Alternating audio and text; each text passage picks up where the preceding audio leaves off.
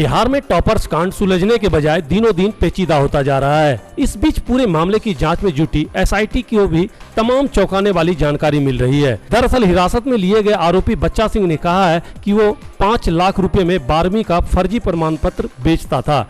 इस आरोपी ने यह तक बताया कि कोई भी स्टूडेंट इंटरमीडिएट का फर्जी सर्टिफिकेट 5 लाख रुपए देकर ले सकता है। इस सर्टिफिकेट के लिए स्टूडेंट को ना नामांकन की जरूरत होती है और ना ही परीक्षा में बैठने की। मतलब इस तरह के छात्रों को बस 5 लाख रुपए अदा करने होते थे और इसके बाद उनको 12वीं का सर्टिफिकेट दे दिया जाता था।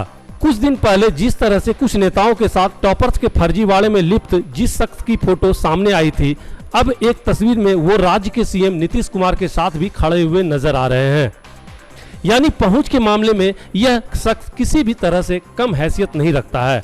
लालू यादव से लेकर गिरिराज सिंह और अब नीतीश कुमार के साथ फोटो सामने आने के बाद तो यह पूरी तरह से साबित हो जाती है कि स्कैम के मास्टरमाइंड बच्चा राय की पहुंच बहुत ऊपर तक थी।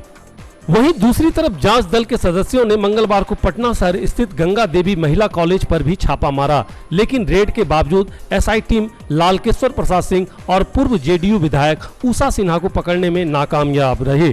खैर, अब देखने वाली बात यह होगी कि प्रशासन कब तक उषा सिंह को हिरासत में लेती है, लेकिन इस मामले ने कहीं न कहीं बिहार शिक्षा व्यवस्था की पोल खोल कर रख दी। न्यूज रूम से अनुज मिश्रा की रिपोर्ट।